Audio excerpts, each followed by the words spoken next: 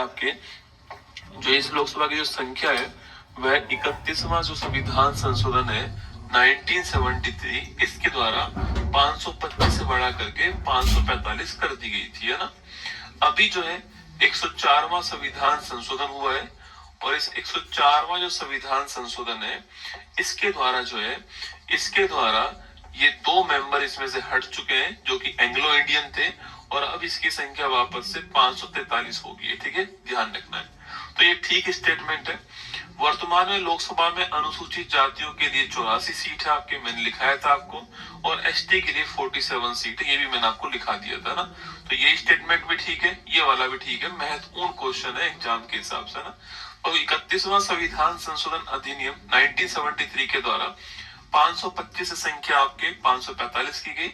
104वां संविधान संशोधन के द्वारा 2 एंग्लो इंडियन जो है उनको हटा दिया गया, अब संख्या 543 हो चुकी है, ठीक है।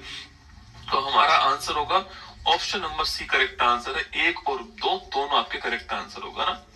राज्यसभा का मेंबर बनने के लिए किसी व्यक्ति की न्यूनतम आयु कितनी होनी चाहिए? मैंने आपसे कहा था कि जो लोकसभा है इसके लिए 25 वर्ष चाहिए, राज्यसभा के लिए कितनी एज चाहिए आपके 30 वर्ष चाहिए। इससे पहले मैं आपको राष्ट्रपति दिखा चुका हूँ, उपराष्ट्रपति भी हम लोग लिख चुके हैं, इसके लिए 35 वर्ष चाहिए, मैंने आपको लिखाया था, ठीक है। पूछो प्रधानमंत्री बनने के लिए उम्र कितनी चाहिए? 25 वर्ष जो है प्रधानमंत्री बनने के लिए उम्र चाहिए, ये अभी तक आपको ध्यान रखना है, ठीक है। तो राज्यसभा के लिए कितनी चाहिए? 30 वर्ष चाहिए, option number B correct answer है। लोकसभा का कोरम कुल मेंबर संख्या का दोस्तों कितना होता है? ठीक है, देखो एक वर्ड है कोरम, उससे एक वर्ड है आपके कोरम, ठीक है। कोरम जो है, कोरम का मतलब होता है कोई भी सत्र चलाना है हमको, उस सत्र को चलाने के लिए एक न्यूनतम संख्या चाहिए होती है, ठीक है। तो सब मान लेते हैं हम लोकसभा की बात करते हैं, ठीक है। यहाँ पर 543 आपके टोटल मेंबर, ठीक है। और मान लेते हैं किसी दिन आपके स्टार्टिंग के अंदर आपके मान लेते हैं 25 मेंबर आए, तो क्या लोकसभा स्टार्ट हो जाएगी? नहीं होगी, उसका सत्र स्टार्ट नहीं होगा, क्योंकि एक निश्चित संख्या चाहिए उस सत्र को चालू करने के लिए। जैसे दोस्तों यहाँ पर 55 मेंबर होंगे वैसे ये सत्र आपके स्टार्ट हो जाएगा, ठीक है। तो 55 मेंबर होते ही हम इस सत्र को स्टार्ट कर सकते हैं। तो कोरम क्या होता है? कोरम किसी भी सत्र को संचालित करने के लिए न्यूनतम जो संख्या होती है वह कोरम कहलाती है, जो कि 1/10 होती है। कितनी होती है? 1/10। तो कोरम क्या होती है? किसी भी सत्र को शुरू करने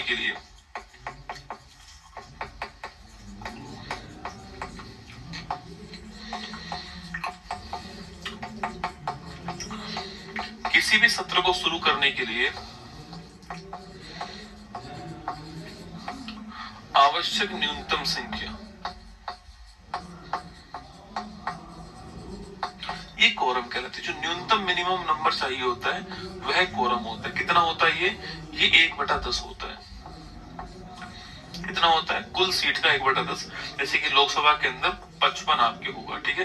तो लिखिए ऑप्शन नंबर डी हो गया करेक्ट आंसर आपके, ऑप्शन नंबर डी 1/10 है ना। आगे देखिए सूची 1 में लोकसभा दी गई है और यहाँ पर उनके अध्यक्ष दिए गए। देखिए अभी वर्तमान में कौन सी लोकसभा चल रही है? 18वीं लोकसभा, ठीक है। वर्तमान की बात करूं आपसे 18वीं। तो कौन इसके हेड है? ओम बिरला जी इसके हेड है। तो डी का आंसर क्या आएगा? डी का आंसर 3 आएगा दोस्तों। डी का आंसर 3 यहाँ पर नहीं है, डी का आंसर 3 यहाँ पर नहीं है, डी का आंसर 3 यहाँ पे नहीं है। चलो अगर मान लेते हैं कि दोस्तों यहाँ भी 2 ऑप्शन आ जाते तो कोई बात नहीं। पहली जो लोकसभा है उसका हेड कौन? आपके गणेश वासुदेव मावलकर। तो ए का आएगा 2, तो ए का आएगा 2, ऑप्शन नंबर ऐसे कर लो। आपसे उसको मतलब ही नहीं था कि 15वीं और 16वीं का आपको पता हो, उसको कोई दोस्तों मतलब नहीं था। बाकी अपनी जानकारी के लिए ध्यान रखना कि जो लोकसभा की जो पहली महिला स्पीकर है वो थी मीरा कुमारी, और कौन सी लोकसभा में थी? 15वीं लोकसभा में। ये थोड़ा सा आपको ध्यान रखना है, ठीक है, कि 15वीं लोकसभा के अंदर कौन थी? मीरा कुमारी थी, और उससे अगली के अंदर 16वीं जो लोकसभा है उसमें कौन थी? सुमित्रा महाजन, ठीक है। थोड़ा बहुत ध्यान रखिए। 17वीं के अंदर ओम बिरला ही थे आपके, 18वीं के अंदर भी ओम बिरला ही है, ठीक है। 17वीं और 18वीं के अंदर ओम बिरला ही आपको ध्यान रखना है ना। तो आंसर आ गया हमारा ऑप्शन नंबर डी। निम्नलिखित राज्यों और यूटी क्षेत्र के समूह में से किसकी लोकसभा में दोस्तों केवल एक सीट है? देखो बढ़िया क्वेश्चन है। हम ये सवाल केवल क्वेश्चन आंसर में कर सकते हैं। जब हम क्वेश्चन बनाते हैं ना, तो हमारा उद्देश्य होता है, मैं टीम से साफ साफ कहता हूँ कि हमें क्वेश्चन ऐसे बनाने हैं जिससे कि हमारा पूरा सिलेबस कवर हो जाए। कुछ मैं कंटेंट आपको लिखा के कवर कराता हूँ, कुछ कंटेंट क्वेश्चन आंसर में। अब एक क्वेश्चन आपके सामने आ गया और ये क्वेश्चन हमने बनाया है, ठीक है, कि भाई कहाँ कहाँ पर लोकसभा के अंदर दोस्तों एक ही सीट है। थोड़ा लॉजिकल भी करना है, ठीक है। देखो क्या दोस्तों केरल के अंदर एक सीट हो सकती है क्या? नहीं हो सकती। क्या असम के अंदर, वो केरल और असम की पॉपुलेशन दोस्तों वैसे अधिक है आपके, तो केरल और असम के अंदर तो एक सीट आपके नहीं हो सकती। तो ऑप्शन नंबर एक और दोस्तों ऑप्शन नंबर बी तो नहीं आएगा। क्या तेलंगाना में एक सीट हो सकती है? नहीं थी। सो तेलंगाना में आपकी, तो तेलंगाना में भी आपकी एक सीट नहीं है, ठीक है। तो अपने आप ही हट गया। तो कौन सा एक सीट वाला हो गया? Mizoram, Sikkim, Nagaland, Puducherry. Option number D correct answer हो गया। कौन सा हो गया? मिजोरम, सिक्किम, नागालैंड, पुदुचेरी जो है ये आपको एक एक सीट वाला ध्यान रखना है, ठीक है। गोवा के अंदर 2 सीट है ना, गोवा में 2 सीट है, उत्तरी गोवा और दक्षिणी गोवा 2 एमपी की सीट है आपके, ठीक है। सो मणिपुर में भी 2 सीट है ना, तो मणिपुर जो है, अगर नॉर्थ ईस्ट की मैं बात करूं आपसे, तो मणिपुर, त्रिपुरा, मणिपुर पूछूं आपसे, त्रिपुरा पूछे आपसे, अरुणाचल प्रदेश पूछूं आपसे, और मेघालय पूछे आपसे, मेघालय। तो नॉर्थ ईस्ट की जो 4 स्टेट है, इनमें 2-2 सीट है लोकसभा की। गोवा के अंदर भी 2 सीट है। पर आपको ये ध्यान रखना है कि नॉर्थ ईस्ट में 4 स्टेट जहां पर 2 सीट है, और मणिपुर, त्रिपुरा, अरुणाचल प्रदेश और मेघालय, ठीक है। और नॉर्थ ईस्ट में जहां पर 1 सीट है, मिजोरम, सिक्किम, नागालैंड, ये आपको ध्यान रखना है। तो मिजोरम, सिक्किम, नागालैंड, यहाँ पर 1-1 सीट है आपके, ठीक है। और यहाँ पर आपके 2 सीटें, ध्यान रखना है। बढ़िया क्वेश्चन है एग्जाम के हिसाब से ना। लोकसभा का अध्यक्ष अपना त्याग पत्र किसे सौंपता है, ठीक है।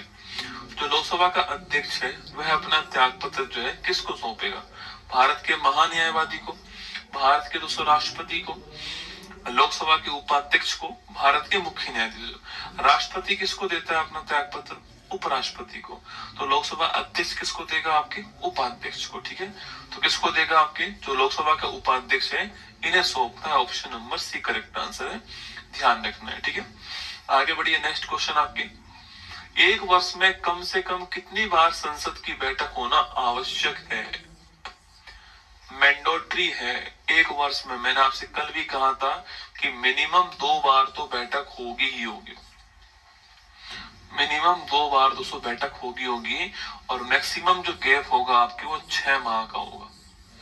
ये मैंने आपसे कल भी कहा था, ठीक है। तो मिनिमम 2 बार तो बैठक आपकी होने वाली है ना।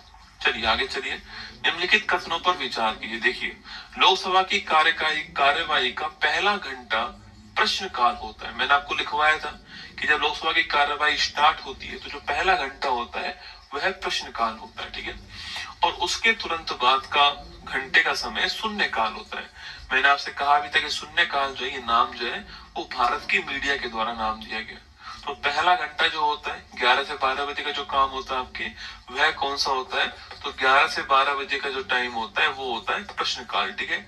और उसके बाद वाला टाइम जो है शून्यकाल होता है, ठीक बात है। शून्यकाल में बिना पूर्व सूचना के सार्वजनिक महत्व का कोई भी प्रश्न जो है वो दोस्तों उठा सकते हैं, ठीक है। ये भी जरूरी आपको ध्यान रखना है, ठीक है। शून्यकाल के अंदर दोस्तों आपके, जैसे मान लेते हैं कि पंजाब में एकदम बाढ़ आ गई, चलिए ठीक है, बाढ़ आ गई वो अलग बात है। तो मान लेते हैं कुछ दिनों पहले उत्तराखंड के अंदर बादल फट गए, अब वो अचानक होने वाली घटना है, तो अगले दिन शून्यकाल के अंदर उसको हम उठा देते हैं। कोई भी पब्लिक इंटरेस्ट का कोई मुद्दा हो, उसको बिना किसी सूचना के आप वहां पर प्रायोरिटी भी दी जाएगी उसको वहां पर, और आप वहां पर उसको उठा सकते हैं, ठीक है। तो बिना पूर्व सूचना के सार्वजनिक महत्व का कोई भी प्रश्न जो है उसको वहां पर कर सकते हैं, ध्यान रखना। दोनों स्टेटमेंट करेक्ट है, ऑप्शन नंबर सी आपका ठीक आंसर है ना। चलिए, निम्नलिखित में से किस वर्ष की जनसंख्या को वर्तमान लोकसभा सीटों के राज्यों के आवंटन के लिए आधार वर्ष बनाया गया, ठीक है। बढ़िया सवाल आपके सामने कि वे किस वर्ष की जनसंख्या, याद करो हमने कहा था आपसे कि 1971 जनसंख्या जो है ये अनुसूची 4 में राज्यसभा के लिए भी लिखा है तो मैंने आपको, और लोकसभा के लिए भी। तो नोट करना 1971 की जो पॉपुलेशन है, ऑप्शन नंबर सी आंसर है, ये आपको ध्यान रखना है, ठीक है। तो 1971 की जो पॉपुलेशन है इसको दोस्तों आधार बनाया गया। हुआ क्या दोस्तों, आपके जैसे जैसे पॉपुलेशन बढ़ रही थी शुरुआत में, तो सेंसस आ रहा था, आपके सेंसस जारी किया जा रहा था, पॉपुलेशन बढ़ रही थी आपके, तो लोगों की सीटें बढ़ रही थी, ठीक है। इससे जो राज्य जो पॉपुलेशन कंट्रोल कर रहे थे, उन्होंने कहा कि यार हम तो पॉपुलेशन कंट्रोल कर रहे हैं और हमारी लोकसभा में सीट कम हो रही है, लोग पॉपुलेशन बढ़ा रहे हैं, उनकी सीट बढ़ती जा रही है। तो वो इंदिरा गांधी जी के पास पहुंच गए, जो साउथ के स्टेट थे ना, साउथ के स्टेट ने पॉपुलेशन कंट्रोल करी, तो वो पहुंच गए इंदिरा गांधी जी के पास। उन्होंने कहा कि या तो आप हमें भी छूट दे दीजिए, हम भी अपनी पॉपुलेशन बढ़ाएंगे आपके, या फिर कोई और उपाय निकालिए। तो इंदिरा गांधी जी ने कहा कि जो 1971 जो पॉपुलेशन है, अब भविष्य में यही आधार रहेगी लोकसभा सीट के लिए, ठीक है। अब कोई पॉपुलेशन बढ़ा है तो उसकी सीट नहीं बढ़ेंगी, 1971 जो पॉपुलेशन है इसी को दोस्तों आधार माना जाएगा। अब 2026 में परिसीमन होगा, ठीक है, 26 के अंदर परिसीमन होगा। तो 26 के अंदर परिसीमन होगा तो जो नई जनगणना के आंकड़े हैं इसका यूज वहां पर हो सकता है, ठीक है। तो ये 26 में दोबारा से परिसीमन होने वाला है, ठीक है, ध्यान रखना। ऑप्शन नंबर सी, भारत के उच्चतम न्यायालय का उद्घाटन दोस्तों कब किया गया। अच्छा चलिए अब सुप्रीम कोर्ट की बात करते हैं। तो यहां से हमारा नया टॉपिक स्टार्ट होता है, सर्वोच्च न्यायालय।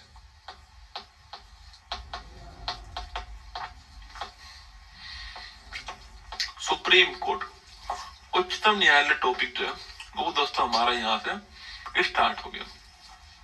उच्चतम न्यायालय भाग कौन सा है, तो भाग हो गया हमारा 5, आर्टिकल 124 से 147।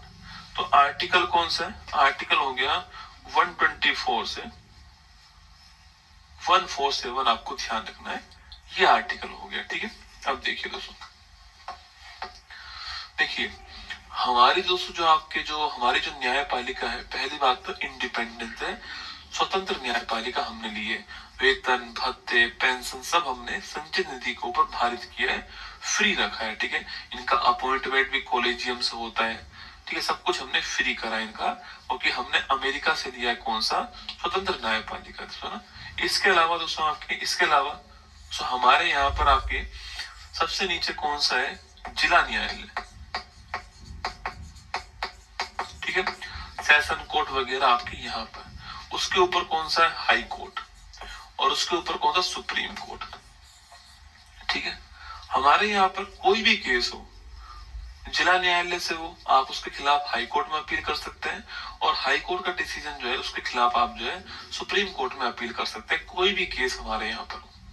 दोस्तों अमेरिका में क्या है, अमेरिका में अगर राज्य का मामला आता है, स्टेट का मामला आता है, तो आप उसके खिलाफ अपील जो है केवल आपके स्टेट का जो हाई कोर्ट है वही कर सकते हैं, जो फेडरल कोर्ट है, जो कि सुप्रीम कोर्ट है, उसमें अपील नहीं कर सकते। लेकिन हमारे यहाँ पर किसी भी आप केस में, किसी भी आपके केस में, किसी भी डिसीजन के खिलाफ आप अपर वाले हाई कोर्ट, अपर वाली कोर्ट में अपील कर सकते हैं। इसे बोलते हैं एकीकृत न्यायपालिका। ये दो क्वेश्चन आपको जरूर ध्यान रखने, ठीक है, बढ़िया क्वेश्चन है, ध्यान रखना। सवाल पूछे आपसे कि भारत का कोर्ट इंटीग्रेटेड कोर्ट है, ठीक बात है, यह हमने प्रावधान कहां से लिया, इंग्लैंड से। कहां से लिया, इंग्लैंड से। और भारत की न्यायपालिका इंडिपेंडेंट है, यह प्रावधान कहां से लिया है, यह प्रावधान जो हमने वो लिया अमेरिका। तो ये दो अलग अलग क्वेश्चन है, ठीक है।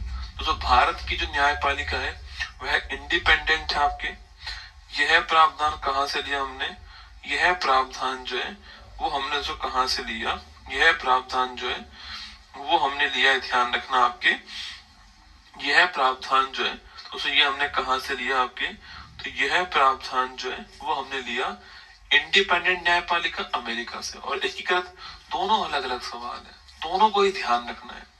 एक्चुअली दोस्तों हमारे दिमाग में सवाल आता है कि भारत में न्यायपालिका के बारे में अमेरिका आता है, पर ध्यान रखना एकीकृत सिस्टम जो है इसको हमने कहां से लिया, इंग्लैंड से लिया है। ये बढ़िया क्वेश्चन है, एग्जाम की दृष्टि से ध्यान रखना दोस्तों ना। चलिए अब सुप्रीम कोर्ट की बात करूं आपसे, तो सुप्रीम कोर्ट जो है सुप्रीम कोर्ट जो है इसमें आर्टिकल 124 आपको ध्यान रखना है, ठीक है, कि सुप्रीम कोर्ट की संरचना कैसी होगी, ये आपके अपॉइंटमेंट कैसे होगा, नियुक्ति कैसे होगी, पदावधि क्या होगी, ये सारी चीजें आपकी यहाँ पे लिखी हुई है आर्टिकल नंबर 124 में, ठीक है। सबसे पहले बात करते हैं सुप्रीम कोर्ट की संरचना। देखो, पहली बात तो सुप्रीम कोर्ट ने काम करना कब चालू करा, 28 जनवरी 1950 को भारत में सुप्रीम कोर्ट जो है इसने अपना कार्य चालू कर दिया। तो 28 जनवरी 1950 को सुप्रीम कोर्ट ने अपना काम जो है वो स्टार्ट कर दिया, ठीक है। जब सुप्रीम कोर्ट की स्थापना हुई थी उस समय सुप्रीम कोर्ट में 1+7 सिस्टम था ना, 1+7 मतलब कि एक तो मुख्य न्यायाधीश थे और 7 आपके अन्य न्यायाधीश थे। तो यह सिस्टम हमारे यहाँ पर था 1+7 का, ठीक है। और भारत के पहले मुख्य न्यायाधीश कौन थे आपके, तो हरिलाल जे कानिया जो है, हरिलाल जे कानिया जो है ये भारत के पहले मुख्य न्यायाधीश, आपको ध्यान रखना है। अच्छा, भारत के अभी वर्तमान मुख्य न्यायाधीश कौन है, तो भारत के वर्तमान में 52वें नंबर के मुख्य न्यायाधीश तो कौन है आपके वर्तमान में, जस्टिस V.R. गवई। कौन है, जस्टिस V.R. गवई जो है ये भारत के 52वें नंबर के मुख्य न्यायाधीश है, जस्टिस भूषण रामकृष्णन गवई। इनसे पहले वाले का भी नाम नोट कर लेना आपके, वो कौन था आपके, संजीव खन्ना जी। कौन थे, संजीव खन्ना जी आपके 51वें नंबर वाले ना, 51 कौन आपके, संजीव खन्ना जी 51 में थे। और इससे पहले D.Y. चंद्रचूड़ जी जो है आपके वो 50वें नंबर के थे, आपको ध्यान रखना है। जब हमारी ये सुप्रीम कोर्ट का शुभारंभ हुआ था तो इसका उद्घाटन करने के लिए कौन आए थे, इसका उद्घाटन करने के लिए आए थे M.C. तलवाड़ जी। इनसे आप परिचित तो हैं लेकिन भविष्य में आप पढ़ोगे, भारत के पहले महान्यायवादी, भारत के जो पहले महान्यायवादी थे आपके M.C. तलवाड़ जी, वो आए थे आपके यहाँ पर किसके लिए, वो आए थे यहाँ पर आपके उद्घाटन करने के लिए। तो ये सारे फैक्ट आपको ध्यान रखने हैं।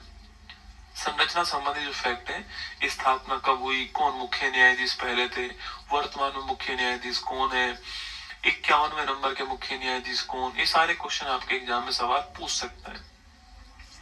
अच्छा, सुप्रीम कोर्ट जो मुख्य न्यायाधीश है इनकी सैलरी कितनी होती है, सवाल पूछूं आपसे, इनकी सैलरी कितनी होती है लिखना आपकी, तो इनकी सैलरी होती है 2.8 लाख पर मंथ, ये इनकी सैलरी होती है, ठीक है। और इनके जो वेतन भत्ते हैं सब कुछ जो है इनका संचित निधि जो है इसके ऊपर भारित होता है। हाई कोर्ट में मैं आपको लिखाऊंगा कि वो जो है पेंशन वाली बात हाई कोर्ट में, ठीक है, वहां पे आपको लिखाऊंगा। सुप्रीम कोर्ट में मुख्य न्यायाधीश के रूप में सबसे लंबा कार्यकाल किसका रहा हुआ है, तो जो 50वें नंबर के जो मुख्य न्यायाधीश थे आपके जस्टिस D.Y. चंद्रचूड़ जी, उनके जो पिताजी थे ना आपके, उनका सबसे लंबा कार्यकाल रहा हुआ है, 1978 की बात है, जस्टिस Y.V. चंद्रचूड़। तो लिखना आपके सबसे लंबा कार्यकाल पूछो आपसे, सर्वाधिक लंबा कार्यकाल आपके, सर्वाधिक कार्यकाल किसका रहा हुआ है, तो सर्वाधिक कार्यकाल जो है जस्टिस Y.V. चंद्रचूड़ जी का रहा हुआ है, आपको ध्यान रखना है, ठीक है। आपके दिमाग में सवाल आएगा गुरुजी सबसे कम किसका रहा हुआ है आपके, सर्वाधिक तो किसका रहा हुआ, सर्वाधिक तो आपके जस्टिस Y.V. चंद्रचूड़ जी का रहा हुआ है, ठीक है। न्यूनतम कार्यकाल पूछो आपसे, तो 1991 के अंदर जस्टिस कमल नारायण सिंह का। तो लिखना मिनिमम कार्यकाल पूछे आपसे, तो मिनिमम कार्यकाल जो है ये जस्टिस कमल नारायण सिंह जो है इनका रहा है। ये क्वेश्चन आते हैं एग्जाम के अंदर ना, कमल नारायण सिंह, ये फैक्चुअल क्वेश्चन है, बन जाते हैं ना कि पहला कौन है, 52वां कौन है, 51वां कौन है, सर्वाधिक कार्यकाल किसका है, न्यूनतम कार्यकाल किसका है, पहली महिला मुख्य न्याय, पहली महिला न्यायाधीश कौन है, पहली महिला न्यायाधीश पूछूं आपसे, क्योंकि आज तक कोई महिला मुख्य न्यायाधीश तो नहीं रही है, और पहली महिला न्यायाधीश पूछूं आपसे वो है कौन आपके, तो लिखना आपके फातिमा बीबी। कौन है, फातिमा बीबी जो है ये पहली महिला न्यायाधीश, आपको ध्यान रखना है। तो पहली महिला न्यायाधीश फातिमा बीबी थी आपके, ये आपको अभी कुछ दिनों पहले निधन हुआ इनका 1989 से 1992, ठीक है, ये कार्यकाल था ना, 1989 से 1992 ये कार्यकाल भी आपको जरूर ध्यान रखना है, पहली महिला दोस्तों न्यायाधीश का। सवाल पूछे आपसे PIL जो है, PIL नाम सुना है, जनहित याचिका जिसको बोलते हैं हम, पब्लिक इंटरेस्ट लिटिगेशन, ठीक है। जो PIL है, सवाल पूछूं आपसे PIL के जनक कौन आपके, तो PIL के जनक जो थे आपके, PIL का मतलब होता है पब्लिक इंटरेस्ट लिटिगेशन, ठीक है। पब्लिक इंटरेस्ट लिटिगेशन कहते हैं इसको, जनहित याचिका बोलते हैं ना।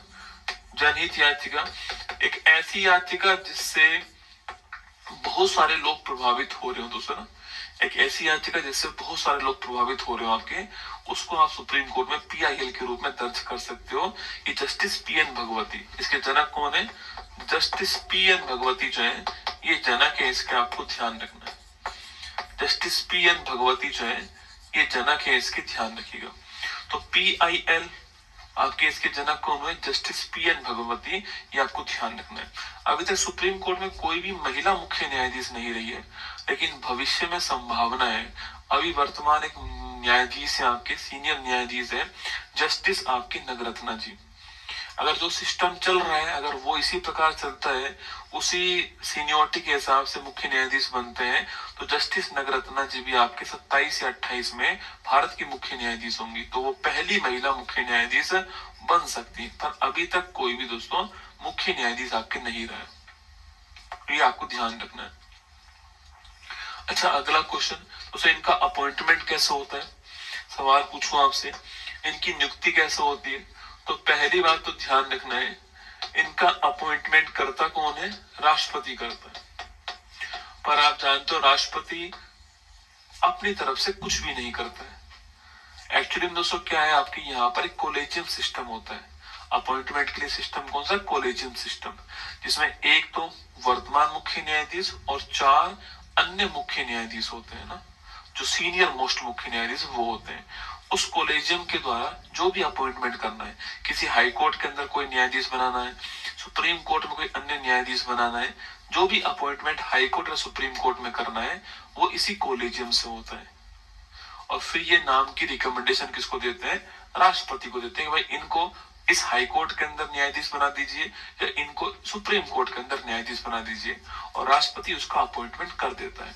तो राष्ट्रपति अपॉइंटमेंट करता है, लेकिन राष्ट्रपति को सलाह देने के लिए कौन आपके? इसको सलाह देने के लिए एक कोलेजियम होता है,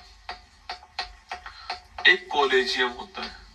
इस कोलेजियम में कौन शामिल होते हैं? इस कोलेजियम के अंदर एक तो मुख्य न्यायाधीश शामिल होते हैं, मुख्य न्यायाधीश शामिल होते हैं, और 4 सीनियर आपके जो न्यायाधीश आपके 4 वरिष्ठ न्यायाधीश जो है ये शामिल होते हैं।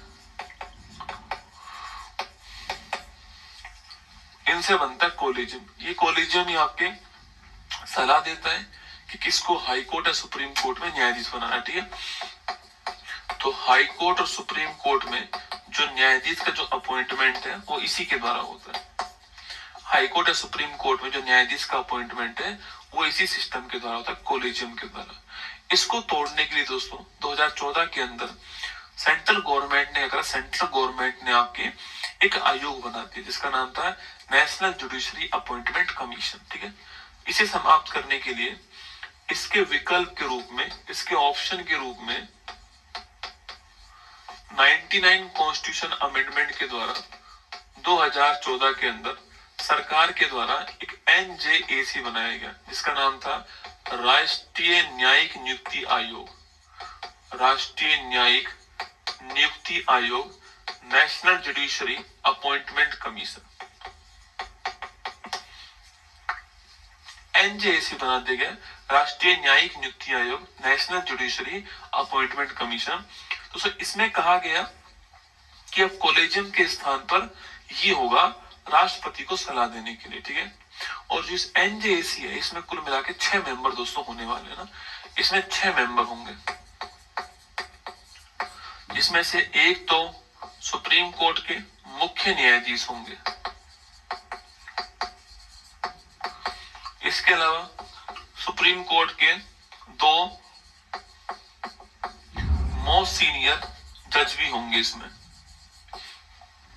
इसके अलावा कानून मंत्री भारत के वो भी शामिल होंगे, और 2 आपके कानून के जानकार शामिल होंगे, 2 कानून के जानकार जो कि सरकार अपॉइंट करेगी वो होंगे। कुल मिला के इस प्रकार 6 मेंबर इसके होने वाले, सुनो 6 मेंबर दोस्तों आपके इसके अंदर होने वाले, ठीक है। तो विधि मंत्री भी होंगे आपके, एक प्रधानमंत्री भी शामिल होंगे इसके अंदर ना, प्रधानमंत्री भी होंगे और साथ में आपके विपक्ष के नेता भी होंगे। 6 मेंबर का बना दिया, लेकिन और बहुमत से डिसीजन होगा, लेकिन सुप्रीम कोर्ट ने इसे असंवैधानिक करार दे दिया। सुप्रीम कोर्ट ने कहा नहीं, कॉलेजियम के द्वारा ही होगा। ठीक है, सुप्रीम कोर्ट डिसीजन दोस्तों बहुत अच्छे देता है, बहुत लैंडमार्क डिसीजन सुप्रीम कोर्ट का है हुआ भारत के अंदर। लेकिन जब खुद के अंदर रिफॉर्म की बात होती है तो सुप्रीम कोर्ट जो है वो बैकफुट पे होता है। मतलब खुद में रिफॉर्म की बात हुई, एनजेएसी की बात की गई तो सुप्रीम कोर्ट बैकफुट पे था। सुप्रीम कोर्ट ने कहा नहीं, कॉलेजियम ही चालू रहेगा, एनजेएसी नहीं, हम नहीं चाहते कि सरकार का इसमें हस्तक्षेप हो। ठीक है, तो यहाँ पर कुछ ड्रॉबैक तो है, जैसे कि आज तक कोई महिला मुख्य न्यायाधीश नहीं बनी, ये ड्रॉबैक है दोस्तों आपके। ये एनजेएसी ये ड्रॉबैक था आपके। आजकल होता क्या है दोस्तों आपके, कई बार आप देखते हैं कि पहले पिताजी मुख्य न्यायाधीश रहे हुए, फिर उनके बेटे मुख्य न्यायाधीश बन जाते हैं या न्यायाधीश बन जाते हैं आपके, तो इस कॉलेजियम के कारण हो पा रहा है। तो ये इसमें अपॉइंटमेंट में आपको ध्यान रखना है। अच्छा, कार्यकाल की बात करूं मैं आपसे कि कार्यकाल कितना होता है, तो कार्यकाल लिखिए आपके, तो कुछ चीजों को लिंक करके पढ़ना चालू करो। अब जैसे इनका कार्यकाल है 6 वर्ष या फिर 65, आपके 65 वर्ष की उम्र पूरा होना ना, 65 वर्ष की जो एज है आपकी ये पूरा होना कार्यकाल। ठीक है, हाईकोर्ट का कार्यकाल कितना है, 62 वर्ष आपके हाईकोर्ट का कार्यकाल, आपको ध्यान रखना है। ठीक है, तो अब है आपके, इनको पद से अगर हटाना हो, कई लोग महाभियोग वर्ड का यूज करते हैं, नहीं, संविधान में महाभियोग वर्ड का यूज केवल और केवल राष्ट्रपति के लिए हुआ है, इम्पीचमेंट वर्ड का यूज, इसके अलावा किसी के लिए नहीं हुआ है। तो यहाँ पर वर्ड यूज हुआ है रिमूवल, पद से हटाना हो तो कैसे हटाएंगे। पहली बात तो उसको हटाएगा कौन, तो हटाएंगे आपके संसद। हटाने की पावर किसके पास में, संसद के पास में। अगला दोस्तों आधार क्या होंगे, दो आधार होंगे, या तो मिसबिहेव किया हो या फिर इनकैपेसिटी हो, कदाचार किया हो या फिर अक्षमता हो, सक्षम ही नहीं है। ठीक है, तो दो इसके आधार होते हैं, लिखना, दो इसके आधार होते हैं। कौन कौन से आधार आपके, या तो कदाचार किया हो, मिसबिहेव किया हो, या अक्षमता इसका आधार है, कैपेबल नहीं है। ठीक है, जब राष्ट्रपति को हटाने की बात थी तो वहां पर केवल एक ही आधार था, संविधान का अतिक्रमण। हर चीज को लिंक करना है। जब न्यायाधीश को हटाने की बात है तो वहां पर दो आधार है, एक आधार कौन सा है, कदाचार है, एक दोस्तों आधार आपके अक्षमता, आपको ध्यान रखना है। अब प्रस्ताव आप किसी भी हाउस में ला सकते हो। ठीक है, मान लो आपको हटाना है तो आप जो प्रस्ताव है वो किसी भी हाउस में ला सकते हो। ठीक है, किसी भी हाउस में आप प्रस्ताव ला सकते हो। मान लेते हैं अगर आपको लोकसभा के अंदर लाना है तो 100 एमपी साइन करेंगे तब वो आएगा, और अगर आपको राज्यसभा के अंदर लाना है तो 50 एमपी साइन करेंगे तो आएगा।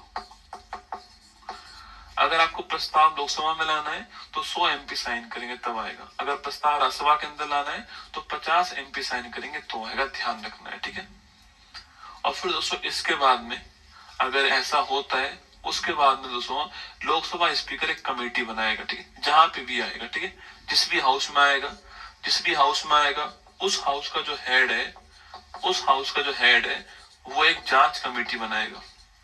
आप सभी जानते कि अभी एक यशवंत वर्मा जी न्यायाधीश हैं, उनके खिलाफ जो है ये सिद्ध हो चुका है, उनके खिलाफ में ये वाला पार कर चुके हैं, और ये भी बन चुकी है ना, उनके खिलाफ जो है जांच कमेटी लोकसभा स्पीकर ओम बिरला जी के द्वारा बना दी गई है। ठीक है, अब वो जांच करेगी, और जांच करने में अगर वो है ये पाया जाता है कि भाई हाँ सच में इन्होंने मिसबिहेव किया है, उसके बाद उसको संसद के अंदर जो है प्रस्ताव आएगा हटाने के लिए।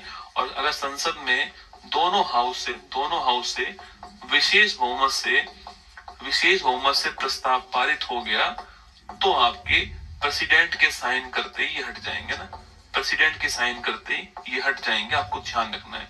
तो ये हटने के बिल्कुल करीब है, हो सकता है कि वो खुद अपना डिजाइन दे दें, क्योंकि उन्होंने इस प्रक्रिया के खिलाफ सुप्रीम कोर्ट में अपील करी, सुप्रीम कोर्ट ने कहा नहीं हम इसमें कुछ नहीं कर सकते। ठीक है, तो ये संभावना है कि वो अपना डिजाइन खुद दे देंगे, क्योंकि वो जान चुके हैं कि उनको हटाया जाएगा, क्योंकि ये वाला पार हो चुका है, ये पार हो चुके हैं, और ये भी पार हो चुका है, मतलब कि उनके ऊपर जो कदाचार का आरोप है वो साबित हो चुका है। अब जांच कमेटी जांच कर रही है कि उनको हटाने लायक कदाचार है या नहीं, या कोई और पनिशमेंट दे सकते हैं क्या, और फिर उसके बाद में ये आएगा। तो अगर ये पार हो गया तो फिर हटना उनका तय है, 100% हटना उनका तय है। इससे पहले वो मुझे लग रहा है कि रिजाइन दे देंगे। अब कभी भी वो रिजाइन दे, उनकी मर्जी है, पर दे सकते हैं रिजाइन। यशवंत वर्मा जी नाम है, अभी इलाहाबाद हाई कोर्ट के अंदर है। पहले ये दिल्ली हाई कोर्ट में थे, अभी दोस्तों इलाहाबाद हाई कोर्ट के अंदर है। शपथ कौन दिलाएगा इनको? शपथ दिलाने का काम होता है राष्ट्रपति का। शपथ कौन दिलाएगा? राष्ट्रपति जो है वो शपथ दिलाएंगे, आपको ध्यान रखना है। शपथ दिलाने का काम किसका है? राष्ट्रपति का, आपको ध्यान रखना है, ठीक है। देखिए दोस्तों, अब मैं कुछ बात करूं पावर की, शक्तियों की बात करूं आपकी, तो पावर में आपको एक तो ध्यान रखना है, एक तो होता है प्रारंभिक क्षेत्राधिकार, मतलब कि कुछ ऐसे केस होते हैं जो केवल सुप्रीम कोर्ट में जाएंगे, केवल सुप्रीम कोर्ट में। मूल क्षेत्राधिकार जो होता है, कुछ ऐसे केस जो कि केवल सुप्रीम कोर्ट में जाएंगे, जैसे कि राष्ट्रपति के चुनाव में कोई विवाद हो गया तो केवल सुप्रीम कोर्ट जाएगा, उससे पहले कहीं भी नहीं जाएगा। राज्य राज्य के मध्य विवाद हो गया तो केवल सुप्रीम कोर्ट जाएगा, हाई कोर्ट में नहीं जाएगा। सेंटर स्टेट के मध्य विवाद हो गया तो केवल सुप्रीम कोर्ट में जाएगा। जैसे अभी वो सेंटर स्टेट विवाद हुआ था ना, आपके राज्यपाल जी का विवाद हुआ था, तो सुप्रीम कोर्ट ने डिसीजन दिया था कि 3 महीने की पावर राज्यपाल के पास है। तो ध्यान रखना, प्रारंभिक या फिर जो मूल क्षेत्राधिकार आपके, इसमें केस जो है वो केस केवल कहा जाएगा, केवल आपके सुप्रीम कोर्ट में जाएगा, ठीक है। जैसे कि देखिए, आपके एग्जाम्पल लिख दीजिए, राष्ट्रपति उपराष्ट्रपति के चुनाव में विवाद हो गया, या फिर आप लिखिए नेक्स्ट, आपके राष्ट्रपति उपराष्ट्रपति के चुनाव में विवाद हो गया तो केस कहा जाएगा? सुप्रीम कोर्ट में जाएगा, ठीक है। या फिर केंद्र राज्य विवाद या राज्य राज्य विवाद, ये सारे केस केवल सुप्रीम कोर्ट में जाएंगे, ठीक है। एक होता है कि सुप्रीम कोर्ट भारत का सर्वोच्च अपीलीय सर्वोच्च अपीलीय संस्था, जहां पर आप अपील कर सकते हो। आपके वो हाईएस्ट संस्था कौन सी? Supreme court. वो हाईएस्ट सुप्रीम कोर्ट आपके, जहां पर आप अपील कर सकते हो। मैंने कहा ना, हाई कोर्ट डिसीजन दिया, आप उससे खुश नहीं है, सुप्रीम कोर्ट अपील कर दीजिए, तो आप कर सकते हो, ठीक, सुप्रीम कोर्ट में। एक इसके अलावा आर्टिकल 143 हम पढ़ा चुके हैं आपको, राष्ट्रपति को परामर्श देने की पावर। तो परामर्शदात्री संस्था भी कौन है? सुप्रीम कोर्ट है। राष्ट्रपति को परामर्श, आर्टिकल नंबर 143 आपको ध्यान रखना है।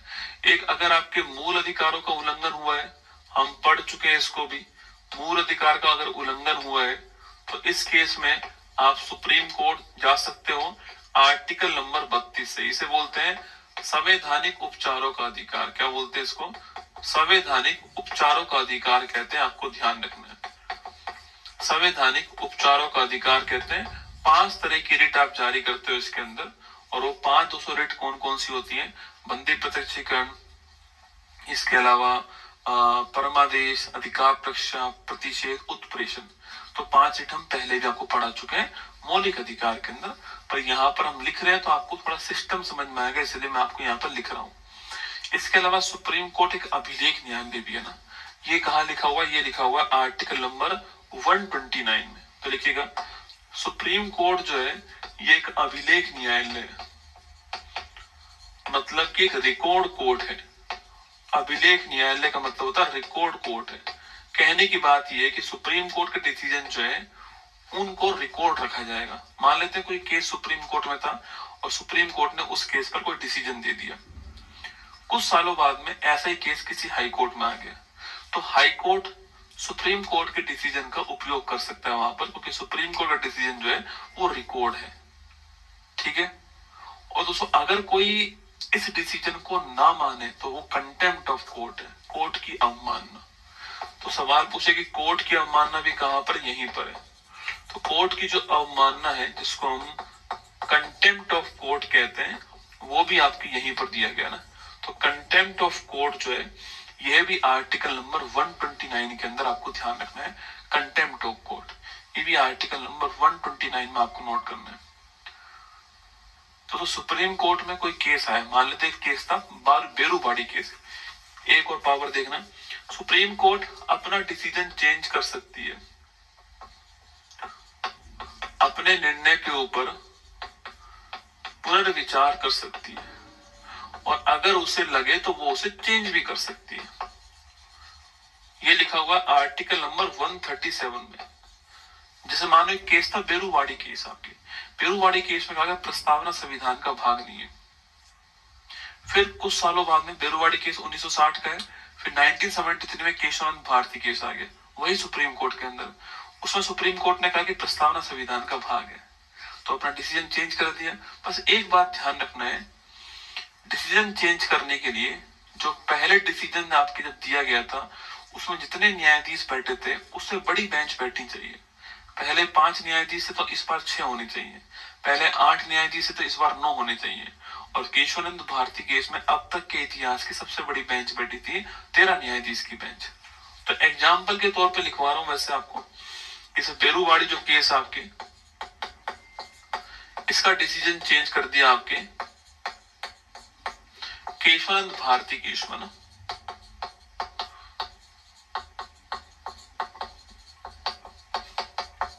और मैंने कहा इस केस में 13 न्यायाधीश की बेंच बैठी थी।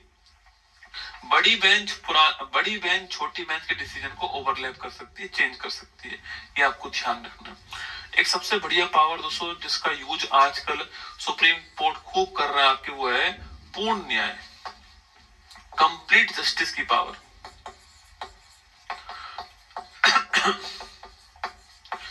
Complete justice power, article number 142। आजकल सुप्रीम कोर्ट खूब उपयोग कर रहा है इसका, आर्टिकल नंबर 142 का, पूर्ण न्याय का सिद्धांत। कोई भी केस किसी भी कोर्ट में किसी भी कंडीशन में हो, सुप्रीम कोर्ट उस केस को अपने पास बुलाकर डिसीजन दे सकता है। अभी राष्ट्रपति आपके जो अभी दोस्तों राज्यपाल की जो अभी 3 महीने की पावर तय की गई आपके, कि राज्यपाल के पास पॉकेट वीटो नहीं है, वो लंबे टाइम तक नहीं रख सकता अपने पास किसी बिल को, 3 महीने ही रख पाएगा, वो इसी से की गई थी ना। इसके बाद फिर ये भी कहा कि राष्ट्रपति के पास भी ऐसी पावर होगी, जो केस राज्यपाल से राष्ट्रपति के पास जाएगा आर्टिकल 201 के द्वारा, उसमें भी राज्यपाल 3 महीने ही अपने पास रख सकता है। उसके बाद जो उपराष्ट्रपति जगदीप धनखड़ थे आपके, तो उन्होंने इस आर्टिकल 142 जो है आपके, आर्टिकल जो आपके 142 था आपके, ये 142 के लिए आपके कहा था कि जो आर्टिकल 142 है ना आपके, ये जो है वो परमाणु बम की शक्ति की तरह है ना, याद है आपको, खूब आलोचना की थी इसकी, ये वही आर्टिकल 142 है। सुप्रीम कोर्ट की पावर में आपको कुछ अधिकार, प्रारंभिक मूल क्षेत्र अधिकार, सर्वोच्च अपीलीय आपके न्यायालय, परामर्शदात्री संस्था हो गई, एक आपके रिट जारी करने का अधिकार, एक अभिलेख न्यायालय, एक अपने डिसीजन पर रिव्यू करने का अधिकार आपके, एक कंप्लीट जस्टिस की पावर। ये आपको सारे आर्टिकल जो है, ये सारी पावर आपको सुप्रीम कोर्ट में ध्यान रखनी है। चलिए क्वेश्चन की दोस्तों आते हैं, भारत के उच्चतम न्यायालय का उद्घाटन कब किया गया? तो कब किया गया? 28 जनवरी 1950। Option number C correct answer है, ऑप्शन नंबर सी ठीक आंसर है। उच्चतम न्यायालय के गठन, नियुक्ति, अधिकार क्षेत्र, शक्तियां इत्यादि का उल्लेख संविधान के किस दोस्तों भाग में? देखो सुप्रीम कोर्ट संविधान किस भाग में? तो सुप्रीम कोर्ट ही संविधान के भाग 5 में। मैंने कहा ना सुप्रीम कोर्ट संविधान के भाग 5 में आर्टिकल 52 से 151, सुप्रीम कोर्ट 124 से 147, ठीक है। तो भाग 5 option number B correct answer है। उच्चतम न्यायालय के संदर्भ में निम्नलिखित कथनों पर विचार कीजिए। आइए करते हैं।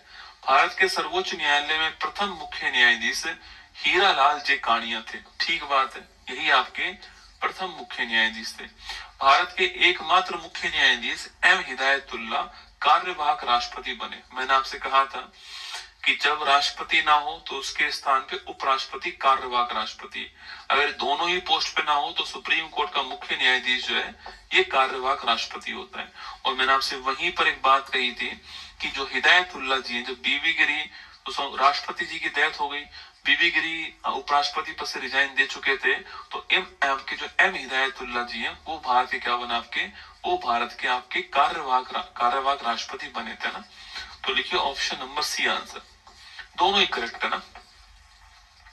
निम्नलिखित में से किस मामले की सुनवाई करने के लिए सर्वोच्च न्यायालय की अब तक की सबसे बड़ी पीठ दोस्तों गठित हुई है ना? मैंने आपसे कहा था ना अभी कि सबसे बड़ी बेंच 13 न्यायाधीश। अच्छा, पहली बार सुप्रीम कोर्ट में आपको 1, 3, 5, 7, 9, 11, 13 ऐसे न्यायाधीश मिलेंगे ना। क्यों दोस्तों मिलते हैं? अब सोच के देखिए, मान लेते हैं 4 न्यायाधीश की बेंच थी ना, 2 ने किसी डिसीजन पे कहा यस और 2 ने कहा नो, बताओ क्या हुआ? डिसीजन दोस्तों हो ही नहीं पाएगा। इसलिए हमेशा ऐसा नंबर लेते हैं जो बराबर भाग में डिवाइड ना हो। 5 ले लिया, और सो 5 में 2 एक तरफ होंगे तो 3 एक तरफ होंगे और बहुमत से फैसला हो जाएगा। जैसा कि केशवानंद भारती केस में हुआ, जो डिसीजन आया है जो आज आप पढ़ते हो, उसके पक्ष में 7 न्यायाधीश थे और उस डिसीजन के पक्ष में विपक्ष में 5-6 न्यायाधीश थे। सोच के देखो आप, कल्पना कीजिए, इतिहास को तो आप चेंज नहीं कर सकते दोस्तों, पर कल्पना कीजिए एक न्यायाधीश यहां से यहां आ गया होता तो आज संविधान की रूपरेखा कुछ और ही होती। क्योंकि जो केशवानंद भारती केस था उसने बहुत सारे चेंज किए कि संसद संविधान में संशोधन कर सकती है, प्रस्तावना संविधान का भाग है, बेसिक स्ट्रक्चर ऑफ कॉन्स्टिट्यूशन उसमें संशोधन नहीं कर सकती है। ये सारे डिसीजन इसी केस में आए थे, ठीक है, केशवानंद भारती केस के अंदर ना। तो केशवानंद भारती केस 1973 आपके ऑप्शन नंबर सी। ये चारों ही केस दोस्तों महत्वपूर्ण है। Golaknath case, Berubari case, Kesavananda Bharati case, Minerva Mills, ये भी बड़ा महत्वपूर्ण केस है जिसमें कहा गया था कि डीपीएसपी और फंडामेंटल राइट दोनों एक सिक्के के दो पहलू हैं, दोनों पूरक हैं। ये वही केस जिसमें कहा गया डीपीएसपी और फंडामेंटल राइट जो है ये दोनों पूरक हैं, एक दूसरे के पूरक है ना। निम्नलिखित में से किस याचिका के तहत उच्चतम न्यायालय अपने अधीनस्थ न्यायालयों को किसी कार्य को दोस्तों करने से रोकता है? ठीक है, देखो मैंने कहा था कि कोर्ट के मध्य कौन सी याचिका चलती है, मैंने आपको वहां पे लिखवाया था जब मैंने आपको आर्टिकल 32 पढ़ाया था आपके, तो मैंने कहा था कि प्रतिषेध और उत्प्रेषण जो है, प्रतिषेध और उत्प्रेषण जो है ये कोर्ट के मध्य चलती है, ये कोर्ट के मध्य नहीं चलती, ये वाली भी नहीं चलती। तो प्रतिषेध दोस्तों उत्प्रेषण जो यही चलती है, ठीक है। प्रतिषेध क्या होता है? प्रोहिबिशन। दोस्तों होता क्या आपके, मान लो दोस्तों, मान लो ये एक नाला है, ठीक है, ये नाले में पानी भरा हुआ है, आपका दोस्त दोस्तों आपकी दोस्तनी से परेशान है, आपका दोस्त अपनी जो साथी है उससे परेशान है, ठीक है। अब उसने आपको फोन कर दिया है कि मैं तो जा रहा हूं नाले में कूदने। अब वो इधर भाग रहा है और आप उसके पीछे भाग रहे हो, ठीक है। ये आपका दोस्त है और ये आप है। आपका दोस्त नाले की तरफ भाग रहा है और आप दोस्तों उसके पीछे भाग रहे हो। अब दो कंडीशन हो सकती है, या तो आपका दोस्त कूदने ही वाला था, बिल्कुल छोर पे खड़ा है, या दोस्तों आपका दोस्त कूद गया है, ठीक है। अरे दो ही कंडीशन होंगी ना, या तो आपका दोस्त कूदने ही वाला है या आपका दोस्त कूद गया है। आप मुझे ये बताओ कि कंडीशन ए और कंडीशन बी में किस कंडीशन में आपको होगा रुको, किस कंडीशन बोलोगे रुक जा भाई। अब जब यहां तो कैसे रुक जाएगा वो, यहां तो वो उल्टा हो गया है, यही तो बोलोगे कि रुक जा भाई मैं बात करता हूं, कोई नया जुगाड़ करवाता हूं तेरा ना, रुक जा। तो रुकने की कहां बोलोगे, रुकने की बोलोगे यहां पर, कैसे नो। और यहां तो वो कूद गया है, यहां बोलोगे धत तेरी की, धत तेरी की, कूद गया है यहां, ठीक है। यही दोनों आपके रिट है हमारी। कौन कौन सी रिट है आपके? एक रिट है आपके प्रोहिबिशन, प्रतिषेध। प्रोहिबिशन मतलब कि जब लोअर कोर्ट डिसीजन दोस्तों आपके देने वाली है, अभी दिया नहीं है, जब लोअर कोर्ट जो अपना अधिकार क्षेत्र से उससे बाहर जाकर के कोई डिसीजन देने वाली है, तो अपर कोर्ट जैसे कि हाई कोर्ट या सुप्रीम कोर्ट उस लोअर कोर्ट से कहेगा कि भाई रुको, तुम्हें डिसीजन मत दो, तुम हमारे पास भेज दो। तो यहां पर कौन सा, यहां पर होगा प्रोहिबिशन, प्रोहिबिशन रुको। और यहां पर होगा आपके जो उत्प्रेषण है, सैरी, यहाँ पर होगा आपके उत्प्रेषण। दोस्तों हिंदी गलत है ना, हिंदी गलत है आपके, शहरी सही कहते हैं, ठीक है, उत्प्रेषण। तो प्रतिषेध कौन सी दोस्तों कंडीशन है आपके, देखो, किसी याचिका के तहत उच्चतम न्यायालय अपने अधीनस्थ न्यायालय को किसी कार्य को दोस्तों करने से रोकता है। अभी डिसीजन दिया नहीं है, देने से रोक दिया है, तो कौन सा होगा, प्रतिषेध।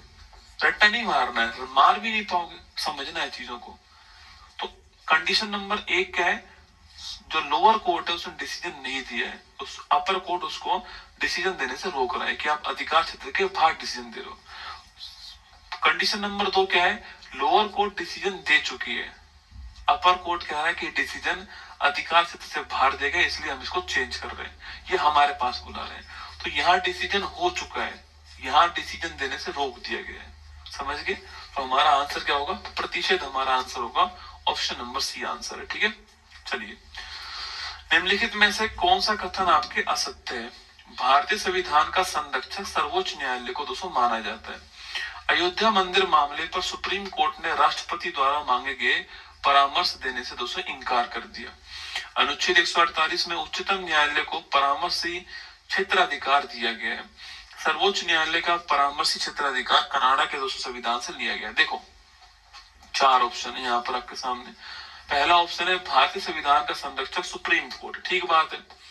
अगर संविधान के ऊपर कुछ भी आंच आएगी तो कौन आपके होगा, तो सुप्रीम कोर्ट ही आपके उसको जो है आपके बचाएगा। तो सुप्रीम कोर्ट मौलिक अधिकारों की रक्षा करता है, फंडामेंटल राइट की रक्षा करता है, संविधान का संरक्षक आपके सुप्रीम कोर्ट है।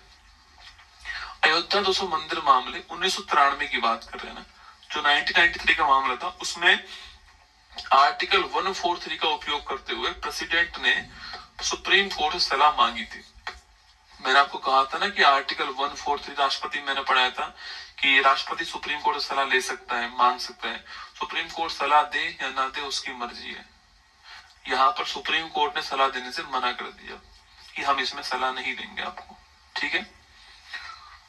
अनुच्छेद 148 नहीं 143 में उच्चतम न्यायालय को परामर्शी क्षेत्राधिकार दिया गया ना, एडवाइजरी जुडिक्शन इसके पास में, और सर्वोच्च न्यायालय का जो एडवाइजरी जुडिक्शन है आपके, वो कनाडा से लिया गया, ठीक बात एकदम। तो इसका आंसर गलत पूछा है, ऑप्शन नंबर सी गलत है। बढ़िया क्वेश्चन है, जैसे ये स्टेटमेंट एग्जाम में खूब पूछता है, ये वाला स्टेटमेंट एग्जाम में खूब आता है, ध्यान रखना है। भारत में सबसे बड़ा कानूनी अधिकारी दोस्तों किसे माना गया है। भारत का सबसे बड़ा कानूनी अधिकारी कौन है, तो वह है महान्यायवादी। कौन है, महान्यायवादी, अटॉर्नी जनरल ऑफ इंडिया। कौन दोस्तों आपके, महान्यायवादी, अटॉर्नी जनरल ऑफ इंडिया। पहली बात तो इसका उल्लेख संविधान में कहां पर होता है, आर्टिकल नंबर 76 में होता है, पहला क्वेश्चन तो। सेकंड क्वेश्चन दोस्तों आपके, ये किसके प्रसाद पर्यंत, ये बहुत ही महत्वपूर्ण क्वेश्चन है। यह राष्ट्रपति के प्रसाद पर्यंत जो है अपने पद पे काम करता है। तो एक्चुअली में ये प्लेजर का पोस्ट है। राष्ट्रपति जब चाहे इसको अपॉइंट कर सकते हैं, जब चाहे इसको हटा सकते हैं। राष्ट्रपति जितना कहेंगे उतना इसको वेतन मिलेगा, राष्ट्रपति पर ही तय करेगा ये पद, पूरी तरह डिपेंड किसके ऊपर, प्रेसिडेंट के ऊपर। प्लेजर की पोस्ट ये। तो राष्ट्रपति के प्रसाद पर्यंत काम कौन करता है, महान्यायवादी।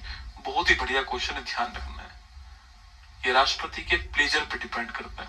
अगला क्वेश्चन, ये भारत सरकार का वकील होता है। सुप्रीम कोर्ट भारत सरकार को बुलाती तो भारत सरकार की ओर से कौन जाएगा, यही जाएंगे।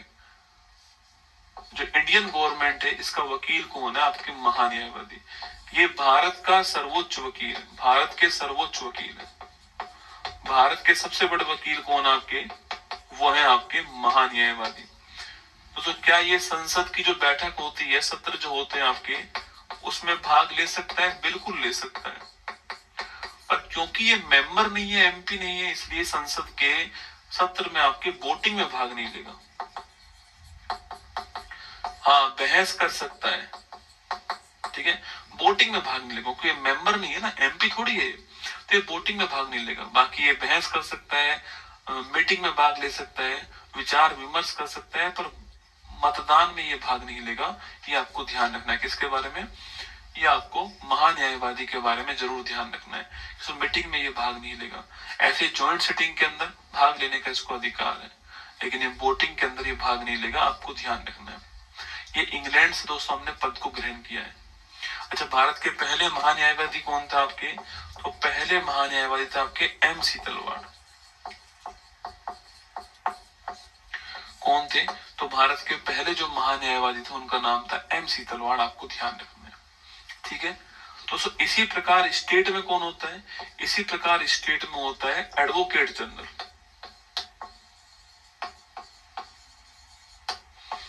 इसी प्रकार स्टेट में होता है एडवोकेट जनरल, महाधिवक्ता। इसका आर्टिकल है 165, ठीक है।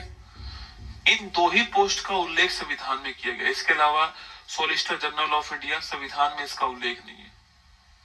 इन दो ही पोस्ट का हमारे संविधान में उल्लेख है, एडवोकेट जनरल और अटॉर्नी जनरल ऑफ इंडिया, है ना। तो लिखिए, आंसर होगा ऑप्शन नंबर बी, महान्यायवादी। संविधान के किस अनुच्छेद के अंतर्गत न्यायालयों द्वारा संसद की कार्यवाहियों की जांच करना दोस्तों प्रतिबंधित किया गया? बढ़िया क्वेश्चन आपके, कि संसद जो है उसकी जो कार्यवाही होती है, उसकी कार्यवाही में दोस्तों क्या क्या हुआ है, इसकी जांच कोर्ट नहीं कर सकता। बढ़िया क्वेश्चन है। संसद जो है उसकी कार्यवाही के अंदर जो कुछ हुआ है, इसकी जांच कौन नहीं कर सकता आपके? उसकी जांच कोर्ट नहीं कर सकता। आर्टिकल 122 में लिखा हुआ है। तो आर्टिकल 122 में लिखा हुआ है कि संसद की जो कार्यवाही है उसकी जांच सुप्रीम कोर्ट नहीं करेगा दोस्तों ना। इसके अलावा दोस्तों आपके आर्टिकल 126 पूछूं आपसे, तो इसमें कार्यकारी मुख्य न्यायाधीश के बारे में लिखा हुआ है। 127 जो आपके इसमें एडहोक न्यायाधीश, तो इसमें तो एक्टिंग चीफ जस्टिस जो है उनके बारे में लिखा हुआ है। इसमें एडहोक जज जो है उनके बारे में लिखा हुआ है। एडहोक जज का उसका मतलब क्या होता है? मान लो सुप्रीम कोर्ट के ऊपर भार बहुत अधिक है, केस बहुत सारे हैं, पूरे नहीं हो पा रहे, तो सुप्रीम कोर्ट चाहे तो कुछ न्यायाधीश हाई कोर्ट से बुला सकता है अपने पास में, बुला सकता है हाई कोर्ट से अपने पास में। उन्हें बोलते हैं एडहोक जज, कुछ समय के लिए बनाया गया। तो वो है आर्टिकल 127 में। 126 में आपके एक्टिंग चीफ जस्टिस की बात आपके 126 में दोस्तों हुई है। 139 में सुप्रीम कोर्ट के पास में जो रिट जारी करने की जो पावर है उसके बारे में लिखा हुआ है 139 में। तो रिट जारी करने की जो पावर सुप्रीम कोर्ट के पास में, इसको संसद बढ़ा सकता है, ठीक है। संसद जो है इसको इंक्रीज कर सकता है। मेरी बात सुनना, सुप्रीम कोर्ट 5 रिट जारी करता है, ठीक है। सुप्रीम कोर्ट से मौलिक अधिकार को उल्लंघन हुआ तो सुप्रीम कोर्ट रिट जारी करता है, ठीक है। मान लो सुप्रीम कोर्ट कहता है कि भाई हम तो आप क्या कहते हो कि भाई सुप्रीम कोर्ट आप जो है वो विधिक अधिकार का उल्लंघन हो तो भी आप जारी करो, तो ये पावर कौन बढ़ाएगा? संसद बढ़ाएगा। आर्टिकल नंबर 139 में लिखा हुआ है। मान लो संसद ये कहते हैं कि नहीं, आज से मौलिक अधिकार के ऊपर भी नहीं करोगे जारी। इसमें साफ साफ लिखा है कि संसद बढ़ा सकता है, कम नहीं कर सकता। संसद जो है इसको पावर को बढ़ा सकता है, संसद पावर कम नहीं कर सकता है। इसके लिए तो संविधान संशोधन करना पड़ेगा। संसद पावर बढ़ा सकता है, संसद पावर कम नहीं कर सकता। मौलिक अधिकारों के अलावा लीगल राइट्स पे भी कानून अधिकार दे सकता है संसद चाहे तो, पर कम नहीं करेगा, ध्यान रखना। यह आर्टिकल 139 है। सर्वोच्च न्यायालय के अधिकारियों और सेवकों के संबंध में देय पेंशन दोस्तों किस पर भारित है? सुप्रीम कोर्ट में तो किस पे भारित है? भारत की संचित निधि के ऊपर। मैंने आपको लिखा है ना, consolidated fund of India, article 266 जो है इसके ऊपर भारित है। आपको ध्यान रखना है। भारत के उच्चतम न्यायालय के मुख्य न्यायाधीश के बारे में निम्नलिखित में से कौन सा कथन आपके सही नहीं है? नहीं है पूछा। चलो, वह सभी उच्च न्यायालयों के मुख्य न्यायाधीशों की नियुक्ति दोस्तों करते हैं। भारत के मुख्य न्यायाधीश राष्ट्रपति को पद की शपथ दिलाता है। ठीक बात है, पद की शपथ दिलाता है। जब राष्ट्रपति और उपराष्ट्रपति दोनों के पद एक साथ रिक्त हो जाएं, तब भारत के मुख्य न्यायाधीश राष्ट्रपति के कार्यों का निर्वहन करते हैं। ठीक बात है। भारत के मुख्य न्यायाधीश 65 वर्ष की आयु तक अपने पद पर रहते। ठीक बात है। दोस्तों ऑप्शन नंबर 1 में समस्या ये है कि मुख्य न्यायाधीश नहीं करते हैं, कोलेजियम करते हैं। उस कोलेजियम में मुख्य न्यायाधीश होते हैं। तो अपॉइंटमेंट करने की पावर मैंने आपको लिखाई थी, अपॉइंटमेंट चाहे हाई कोर्ट में हो और चाहे सुप्रीम कोर्ट में हो, ये अपॉइंटमेंट की पावर किसके पास में? कोलेजियम के पास में। इस कोलेजियम में भारत के मुख्य न्यायाधीश और 4 आपके सीनियर मोस्ट न्यायाधीश होंगे। ठीक है, तो सिंगल मुख्य न्यायाधीश नहीं कर सकता, कोलेजियम करेगा। हमारा आंसर ऑप्शन नंबर 1 हमारा आंसर होगा। आगे बढ़िएगा। आर्टिकल दिए हुए सामने दोस्तों आपके, उनके बारे में दिया हुआ है। ऐसे क्वेश्चन एग्जाम में आते हैं। देखो ये एग्जाम में सवाल पूछा गया ना, ये मैंने नहीं पूछा है सवाल एग्जाम में। देखो आप दोस्तों कौन सा जानते हो, आप कौन सा जानते हो इसमें से?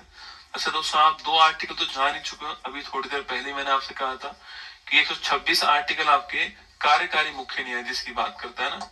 तो 1 to 6 पूछू आपसे कार्यकारी मुख्य न्यायाधीश, 1 to 7 आपके एडहोक न्यायाधीश। सवाल पूछ रहा है कौन कौन सुमेलित दोस्तों है, तो 1 और 2 तो सुमेलित है, सॉरी बी और सी तो आपके सुमेलित दोस्तों हैं। कम से कम 2 तो आएंगे, तो केवल दोस्तों 1 नहीं आएगा, केवल 1 नहीं आएगा, कम से कम 2 तो आने वाले। अब चलिए दोस्तों आगे बढ़ते हैं। आपके दोस्तों आर्टिकल आपके 128 पूछूं आपसे। 128 किसके बारे में? रिटायर्ड न्यायाधीश के बारे में। कोई न्यायाधीश रिटायर्ड हो गया है, पर मैंने कहा सुप्रीम कोर्ट के ऊपर दोस्तों, आपके सुप्रीम कोर्ट के ऊपर आपके भार बहुत अधिक है, तो वो चाहे तो रिटायर्ड न्यायाधीश को वापस बुला सकता है कि आप कुछ दिन और काम कीजिए।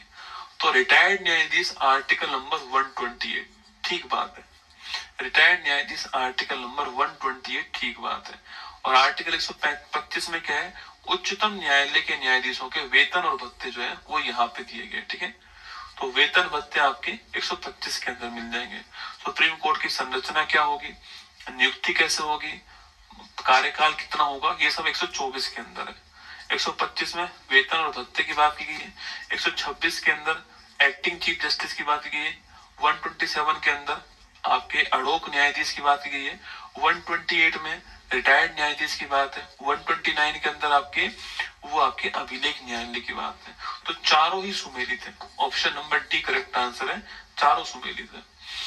चलिए भारत के सुप्रीम कोर्ट के न्यायाधीश की योग्यता के बारे में विचार कीजिए। दोस्तों आइए विचार करते हैं। वह भारत का नागरिक हो, ठीक बात है।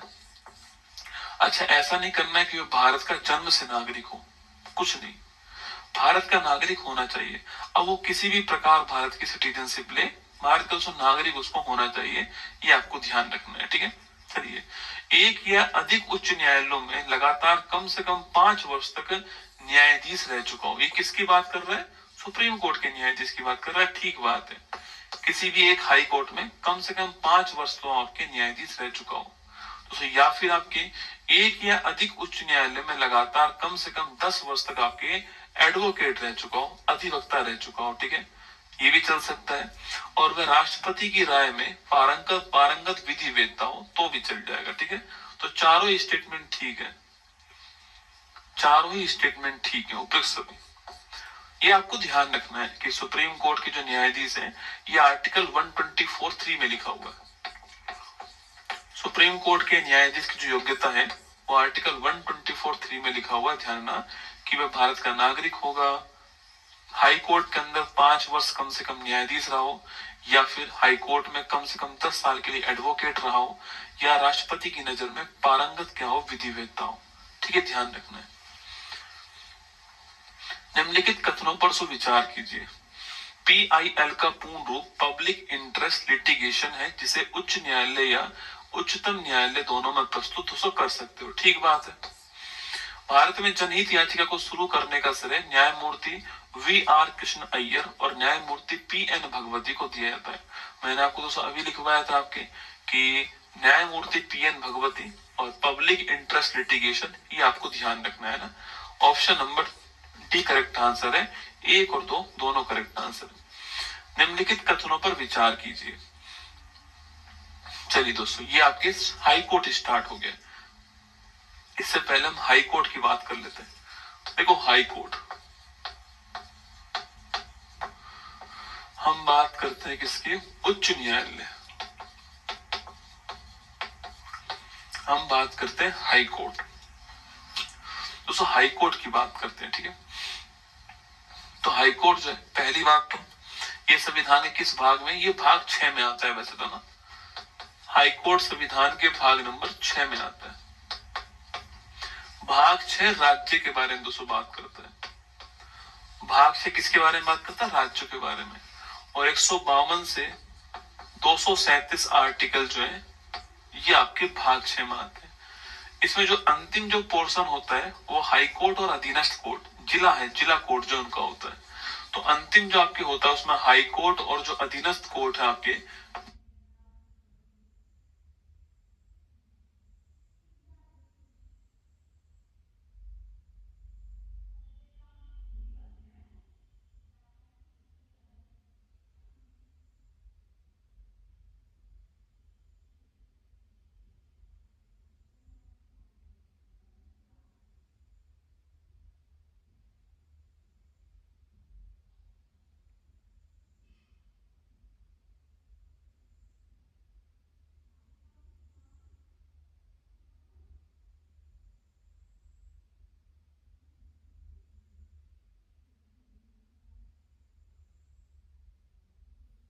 और एक आपके मुंबई हाई कोर्ट, और सॉरी एक आपके Calcutta high court.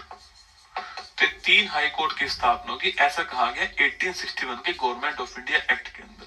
3 high court की स्थापना, इन तीनों हाई कोर्ट की स्थापना 1862 के अंदर हो गई थी ना, 62 में इनकी स्थापना हो गई। कभी कभी सवाल पूछता है कि भारत का पहला दोस्तों हाई कोर्ट कौन सा है, तो भारत का पहला high court Calcutta high court है। 1 जुलाई 1862 के अंदर इसकी स्थापना हो गई थी।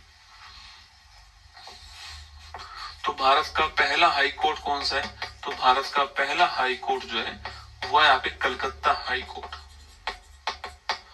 कब स्थापना होती है, 1 जुलाई 1862 में इसकी स्थापना होती है। कभी सवाल पूछे कलकत्ता दोस्तों हाई कोर्ट के पहले मुख्य न्यायाधीश कौन थे, सर बर्न्स पिकॉक। नोट करना, बढ़िया क्वेश्चन है। इसके पहले मुख्य न्यायाधीश कौन थे, तो इसके पहले मुख्य न्यायाधीश जो है ये थे sir Burns peacock. Sir Burns peacock. तो इसके पहले मुख्य न्यायाधीश कौन थे, सर बर्न्स पिकॉक जो है ये इसके पहले मुख्य न्यायाधीश है। थोड़ा नाम ध्यान रखना है, ठीक है। तो ये भारत का पहला हाई कोर्ट। इसके बाद चौथे नंबर का हाई कोर्ट बनता है इलाहाबाद हाई कोर्ट। कब की बात है ये, 1866 की बात है आपकी, 66 की बात है। कौन सा हाई कोर्ट बनता है, इलाहाबाद हाई कोर्ट। और ये भारत का सबसे बड़ा हाई कोर्ट है इलाहाबाद हाई कोर्ट। सबसे अधिक यहीं पर आपके, इलाहाबाद को वकीलों की नगरी कहते हैं ना, सबसे बड़ा हाई कोर्ट भारत का यही हाई कोर्ट है, इलाहाबाद हाई कोर्ट। अच्छा, भारत में नवीनतम हाई कोर्ट कौन सा है, लेटेस्ट हाई कोर्ट कौन सा है, 25वें नंबर का हाई कोर्ट है अमरावती हाई कोर्ट। तो भारत में 25वें नंबर का हाई कोर्ट कौन सा है, अमरावती हाई कोर्ट। आपको ध्यान रखना है, भारत में 25वें नंबर का हाई कोर्ट कौन सा है, अमरावती हाई कोर्ट। आपको ध्यान रखना है। तो नॉर्थ ईस्ट के जो राज्य हैं उन सभी में हाई कोर्ट नहीं है। मैं आपको ये लिखवा रहा हूँ कि किस किस राज्य में हाई कोर्ट है। इसके अलावा जो भी राज्यों के मैं नाम नहीं लूंगा उन सबके हाई कोर्ट, असम के हाई कोर्ट गुवाहाटी के अंदर है, ठीक है। देखिए, जब आपसे पूछे कि भाई नॉर्थ ईस्ट में कहां कहां पर हाई कोर्ट है, ये बढ़िया क्वेश्चन एग्जाम में पूछ सकता है आपसे कि नॉर्थ ईस्ट में कहां कहां पे दोस्तों हाई कोर्ट। देखो, असम के अंदर हाई कोर्ट है, असम में गुवाहाटी हाई कोर्ट, ठीक है। इसके अलावा मेघालय के अंदर हाई कोर्ट है, त्रिपुरा के अंदर हाई कोर्ट है, मणिपुर में हाई कोर्ट है, यहां पर हाई कोर्ट है। इसके अलावा जो भी आप जानते हो कि मिजोरम का हाई कोर्ट किसके अंदर आता है, असम के हाई कोर्ट के अंदर। अरुणाचल प्रदेश का हाई कोर्ट अरुणाचल प्रदेश किस हाई कोर्ट के अंदर आता है, असम के अंदर। नागालैंड किसके अंदर आता है, असम के अंदर। नॉर्थ ईस्ट में ये 4 ही हाई कोर्ट है, असम का हाई कोर्ट, मेघालय का हाई कोर्ट, त्रिपुरा का हाई कोर्ट और मणिपुर का। इसकी ट्रिक है, मेघा को 3 मणि मिले। ट्रिक क्या है, मेघा को 3 मणि मिले।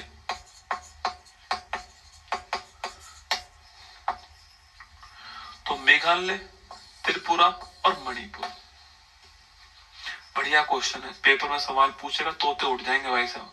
नॉर्थ ईस्ट में किस राज्य का खुद का स्वयं का हाई कोर्ट नहीं है, या नॉर्थ ईस्ट में कौन कौन से राज्य असम हाई कोर्ट के अंदर आते हैं, मामला फंस जाएगा वहां पर आपका। तो मेघालय, त्रिपुरा, मणिपुर, इन तीनों का अलग हाई कोर्ट है, बाकी सारे हाई कोर्ट असम के गुवाहाटी हाई कोर्ट के अंदर आते हैं। कुछ हाई कोर्ट जो है उनकी जो मुख्य ब्रांच है, आपके जो मुख्य मुख्यालय है वो राजधानी में नहीं। जैसे कि मध्य प्रदेश का हाई कोर्ट कहां पर, जबलपुर के अंदर। मध्य प्रदेश हाई कोर्ट कहां है, जबलपुर के अंदर, ठीक है। राजस्थान हाई कोर्ट कहां है, जोधपुर के अंदर, जबकि राजधानी क्या है, जयपुर, लेकिन हाई कोर्ट कहां पर, जोधपुर के अंदर। उत्तर प्रदेश का हाई कोर्ट कहां है, इलाहाबाद में, राजधानी कहां है, वर्तमान प्रयागराज बोल दी, राजधानी कहां है आपके, राजधानी लखनऊ के अंदर। उत्तराखंड का हाई कोर्ट कहां है, नैनीताल में, राजधानी कहां है, देहरादून में, लेकिन हाई कोर्ट कहां पर है, नैनीताल के अंदर। ओडिशा का हाई कोर्ट कहां पर है, राजधानी भुवनेश्वर के अंदर, हाई कोर्ट कटक। दोस्तों जो पुराने शहर है ना आपके, वहां हाई कोर्ट है। जो पुराने शहर है, जैसे कि जबलपुर है, जोधपुर है, इलाहाबाद है, नैनीताल है, कटक है, आपके पुराने शहर।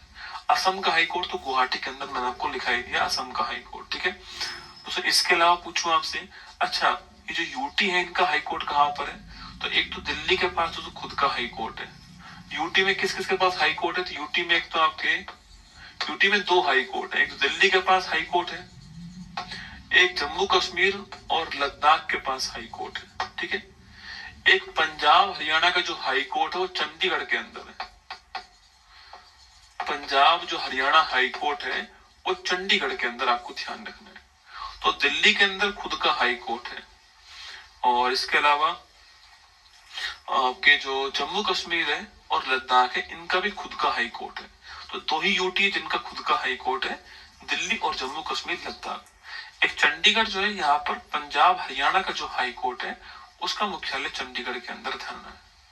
दोस्तों अंडमान निकोबार का हाई कोर्ट कहां पर है, तो अंडमान निकोबार जो है इसका हाई कोर्ट लिखना कहां पर है, अंडमान निकोबार का जो हाई कोर्ट है वो है कलकत्ता हाई कोर्ट, ठीक है। पूछूं आपसे कि पुदुचेरी का हाई कोर्ट कहां पर है, Madras high court, Chennai high court. इसके अलावा दोस्तों आपके सवाल पूछे आपसे कि लक्षद्वीप का हाई कोर्ट कहां पर है, केरल के अंदर, Ernakulam high court, Ernakulam high court. सवाल पूछे आपसे तो केरल का आपके लक्षद्वीप, एर्नाकुलम हाई कोर्ट है, ठीक है। दमन द्वीप पूछूं आपसे, दादर नागर हवेली पूछूं आपसे, लिखना बॉम्बे हाई कोर्ट। ये वैसे मैं जानता हूं कि आप ये सब जानते होंगे, फिर भी मैं आपको लिखा रहा हूं, ठीक है। ऐसे क्वेश्चन है जो गलती से गलत हो जाते हैं, सब कुछ पढ़ा फिर भी गलत करके आगे। तो यूटी में 2 ही यूटी जिनके पास हाई कोर्ट है आपके, दिल्ली का हाई कोर्ट और जम्मू कश्मीर और लद्दाख का हाई कोर्ट। दिल्ली का हाई कोर्ट तो दिल्ली के अंदर है, जम्मू कश्मीर लद्दाख वाला हाई कोर्ट श्रीनगर के अंदर है। आर्टिकल नंबर 241 में लिखा हुआ है ये बात। 241 इसका मुख्यालय कहां पर, श्रीनगर के अंदर। आर्टिकल नंबर 241 में बात लिखी हुई है, ठीक है। अब दोस्तों बात करते हैं हाई कोर्ट में। देखो आर्टिकल नंबर 214, जो आर्टिकल नंबर 214 है इसमें क्या लिखा हुआ है, हाई कोर्ट की स्थापना, राज्य में हाई कोर्ट की स्थापना, आर्टिकल नंबर 214, ठीक है। एक आर्टिकल तो आपके 217 आर्टिकल ध्यान है, आर्टिकल 217 कौन सा आर्टिकल है आपके, 217 आर्टिकल आपके कि जो हाई कोर्ट के जो न्यायाधीश हैं या जो मुख्य न्यायाधीश हैं इनका अपॉइंटमेंट कौन करेगा, राष्ट्रपति। कैसे होगा, वही कॉलेजियम से। तो 217 जो है अपॉइंटमेंट के बारे में, नियुक्ति के बारे में लिखा हुआ है। ध्यान रखना हाई कोर्ट के न्यायाधीशों का भी अपॉइंटमेंट राष्ट्रपति करता है। वो सेम सिस्टम है जो कि सुप्रीम कोर्ट का है ना, वही सेम सिस्टम है। हटाने का सिस्टम पूछूं आपसे, सेम सुप्रीम कोर्ट के न्यायाधीश के समान ही हटाने का सिस्टम है। सेवानिवृत्ति की आयु पूछूं आपसे, रिटायरमेंट की एज पूछे आपसे, तो ये पहले थी आपके 60 वर्ष, लेकिन वर्तमान में हो चुकी है 62 वर्ष। ये चेंज कैसे हुआ आपके? तो एक संविधान संशोधन हुआ है, 15वां संविधान संशोधन। तो 15वां संविधान संशोधन हुआ 1963 के अंदर। तो 60 वर्ष से उम्र कितनी होगी? 62 वर्ष। तो 15वां संविधान संशोधन 1963 जो है, इससे 60 वर्ष से उम्र कितनी हो चुकी है? 62 वर्ष हो चुकी है। सेवानिवृत्ति की आयु आपको ध्यान रखना है, ठीक है। शपथ कौन दिलाएगा? शपथ दिलाने का काम राज्यपाल का है। यहाँ चेंज है, सुप्रीम कोर्ट में शपथ कौन दिलाएगा? राष्ट्रपति।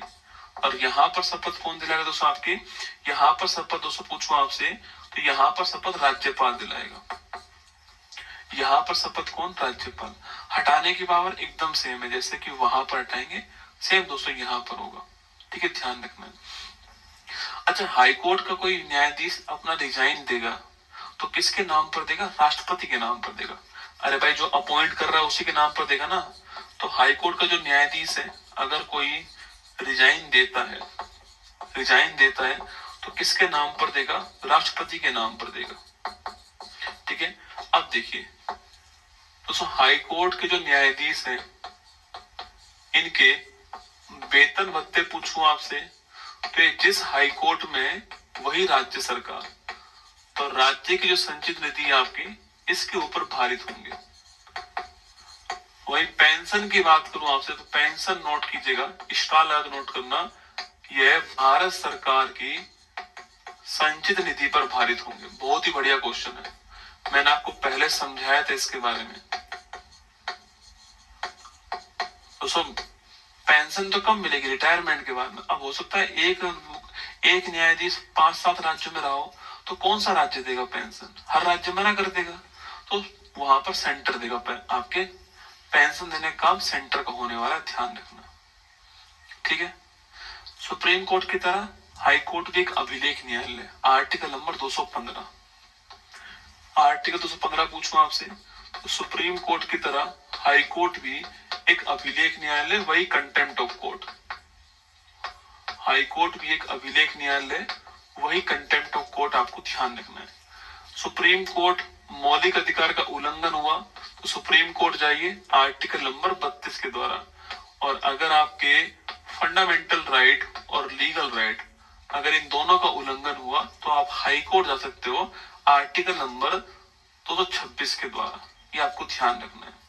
ये 6 प्रकार की दोस्तों रिट जारी करता है। सुप्रीम कोर्ट 5 तरह की करता है, हाई कोर्ट 6 रिट जारी करता है। 5 रिट तो वही है जो आपको मैंने पहले लिखवाई थी, सुप्रीम कोर्ट वाली, बंदी प्रत्यक्षीकरण, परमादेश, अधिकार परीक्षा, उत्प्रेषण और प्रतिषेध। इसके अलावा एक रिट कौन सी आपके, वह लिखना आपके, वह इंजेक्शन। और जो इंजेक्शन लिखना आपके, इंजेक्शन जो है किस दोस्तों, मान लो कि दोस्तों इंजेक्शन किसी काम को रोकना है, ठीक है, एक बार के लिए कुछ समय के लिए काम को रोक दिया जाता है, इंजेक्शन हो गया। तो ये 6 प्रकार की रिट जारी करता है कौन? High court. कब करता है? मौलिक अधिकारों का उल्लंघन हो या लीगल राइट का उल्लंघन, दोनों में करेगा। सुप्रीम कोर्ट केवल मौलिक अधिकार के लिए करता है, आर्टिकल 32 के द्वारा। 5 तरह की रिट, यहाँ पर 6 तरह की रिट है, आपको ध्यान रखना है। और दोस्तों, जो हाई कोर्ट के नीचे जितने भी कोर्ट होते हैं, जो डिस्ट्रिक्ट कोर्ट होते हैं, डिस्ट्रिक्ट कोर्ट, सेशन कोर्ट, नाम सुना आपने, इन सब के ऊपर पूरी तरह कंट्रोल किसका होगा? हाई कोर्ट का होगा। ये बात लिखिए 235 के अंदर कि जितने भी अधीनस्थ न्यायालय हैं, इन अधीनस्थ न्यायालय पर नियंत्रण किसका होने वाला है? हाई कोर्ट का। जितने भी अधीनस्थ न्यायालय हैं, इन पर कंट्रोल किसका होगा? पूरी तरह कंट्रोल जो है वो हाई कोर्ट का होगा। आर्टिकल नंबर 235 से आपको ध्यान रखना है, पूरी तरह कंट्रोल हाई कोर्ट का होगा। अच्छा, हाई कोर्ट में पहली महिला पूछूं आपसे, हाई कोर्ट में 2 क्वेश्चन बन सकते हैं। पहली महिला न्यायाधीश,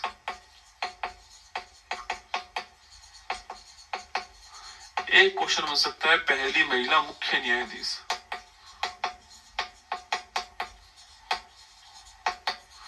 यह 2 क्वेश्चन बन सकते हैं।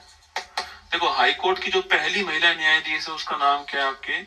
इनका नाम था आपके, पहली जो महिला न्यायाधीश हाई कोर्ट के अंदर, इनका नाम पूछो क्या आपके? अन्ना चांडी। केरल हाई कोर्ट में थी। और पहली महिला मुख्य न्यायाधीश पूछूं आपसे, लीला सेठ, हिमाचल प्रदेश के अंदर। तो पहली जो मुख्य न्यायाधीश आपकी लीला सेठ, कहां पर, हिमाचल प्रदेश के अंदर। और पहली महिला न्यायाधीश पूछूं आपसे तो केरल के अंदर आपके अन्ना चांडी, आपको ध्यान रखना है। ये हाई कोर्ट है हमारा। आइए सवाल करते हैं। देखो, भारत में किसी भी उच्च न्यायालय की मुख्य न्यायाधीश बनने वाली पहली महिला लीला सेठ थी। ठीक बात है। किसी भी उच्च न्यायालय में न्यायाधीश के रूप में, देखो केवल न्यायाधीश कौन थी आपके, अन्ना चांडी, केरल हाई कोर्ट। केवल न्यायाधीश अन्ना चांडी, मुख्य न्यायाधीश कौन थी, लीला सेठ।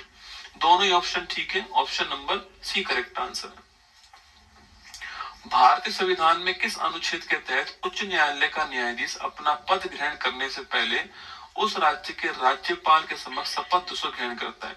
शपथ का उल्लेख कहां पर किया गया, आपके आर्टिकल 219 के अंदर। शपथ कहां पर है, देखो ये आर्टिकल तो है ही नहीं हाई कोर्ट का, तो ये आर्टिकल तो हाई कोर्ट का ही नहीं है आपके।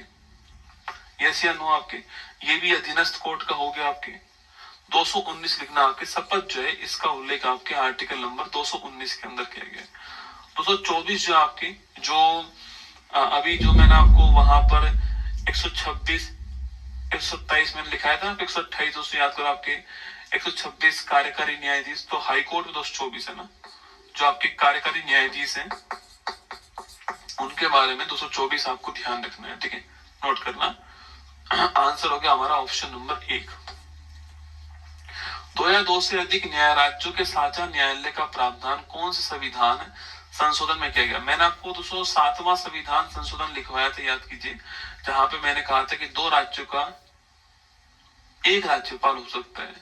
ये वही 7वां संविधान संशोधन है 1956 का, जहां पर 2 राज्यों का एक राज्यपाल हो सकता है। आपके 2 राज्यों का एक राज्यपाल हो सकता है, और वहीं 2 राज्यों का एक हाई कोर्ट हो सकता है। ये बात आपके 7वां संविधान संशोधन 1951 में लिखी हुई है, और 1956 में लिखी हुई है। Option number B answer. निम्नलिखित में से राज्यों के युग्म सुमेलित करिए। राज्यों के लिए उच्च न्यायालय, आर्टिकल 226। उच्च न्यायालय द्वारा अधीनस्थ न्यायालयों के अधीक्षण की पावर 227। संसद का 2 या अधिक राज्यों के लिए एक ही उच्च न्यायालय स्थापित करना 231। उच्च न्यायालयों के अधिकारी और सेवक तथा व्यय संबंध आपके 229 है ना। देखिए सवाल पूछ रहा है कि सही नहीं है दोस्तों, उसका उल्लेख करना है। ठीक, कौन सही नहीं है? देखो राज्यों के लिए हाई कोर्ट कौन सा है, आर्टिकल नंबर 214। राज्यों के लिए हाई कोर्ट कौन सा है, आर्टिकल नंबर 214। इसके अंदर तो रिट जारी करने की पावर है, दोनों अलग अलग बात है। उच्च न्यायालय द्वारा अधीनस्थ न्यायालय, इनका अधीक्षण, सुपरविजन करना, ये पावर है 227। ठीक बात है, स्टार लगाना। बढ़िया क्वेश्चन है कि हाई कोर्ट जो लोअर कोर्ट है आपके, उनका सुपरविजन कर सकता है, सुपरवाइज कर सकता है, आर्टिकल नंबर 227 के द्वारा। ध्यान रखना है। संसद का 2 या अधिक राज्यों के लिए एक ही हाई कोर्ट 231 में लिखा हुआ। ठीक बात दोस्तों ना, ये 7वां संविधान संशोधन भी आपको ध्यान रखना है। ठीक बात है। उच्च न्यायालय के अधिकारी और सेवक तथा व्यय संबंधित बात आपके 229 में लिख रही है। ठीक बात। तो गलत कौन सा? गलत आपके ऑप्शन नंबर 1 हो गया गलत। गलत ही पूछा है आपसे। निम्नलिखित में से गलत को पहचानिए। भारतीय संविधान में उच्च न्यायालय का उल्लेख भाग 6 में अनुच्छेद 214 से 231 के बीच किया गया। ठीक बात है। राष्ट्रपति उच्च न्यायालय के मुख्य न्यायाधीश की नियुक्ति सर्वोच्च न्यायालय के मुख्य न्यायाधीश और संबंधित राज्य के राज्यपाल के परामर्श पर करता है। उच्च न्यायालय के न्यायाधीश 62 वर्ष की आयु तक पद पर ग्रहण रहते हैं। जिला न्यायालयों के न्यायाधीशों की नियुक्ति मुख्यमंत्री द्वारा होती है। देखिए कौन सा कथन दोस्तों गलत है, उस पर बात करनी है। ठीक है, गलत कौन सा? देखो पहला है, भारतीय संविधान में उच्च न्यायालय का उल्लेख भाग 6 में आर्टिकल 214 से 231 के बीच किया गया। ठीक बात है। राष्ट्रपति उच्च न्यायालय के मुख्य न्यायाधीश की नियुक्ति सर्वोच्च न्यायालय के मुख्य न्यायाधीश और संबंधित राज्य के राज्यपाल से परामर्श ले लेता है। ठीक है, ऐसा कहा गया, परामर्श लेगा, पर ले ना ले वो उसके ऊपर है। करने वाला दोस्तों यही होता है, आपकी कॉलेजियम ही आपकी करने वाली होती है। ठीक है, ध्यान रखना है। तो परामर्श लेने के लिए कहा गया कि परामर्श ले लेगा। ठीक है, चलिए। उच्च न्यायालय के न्यायाधीश 62 वर्ष ठीक बात है। जिला न्यायालयों के न्यायाधीशों की नियुक्ति मुख्यमंत्री, मैंने कहा ना आपसे कि जिला न्यायालयों के जो न्यायाधीश हैं वो पूरी तरह डिपेंड किस पे, आपके पूरी तरह डिपेंड आपके हाई कोर्ट के ऊपर है। जिला न्यायाधीश पूरी तरह डिपेंड किसके ऊपर है? हाई कोर्ट के ऊपर, कोई आपके मुख्यमंत्री नहीं। जिला न्यायाधीश पूरी तरह डिपेंड किसके ऊपर है? हाई कोर्ट के ऊपर, आपको ध्यान रखना है, ठीक है।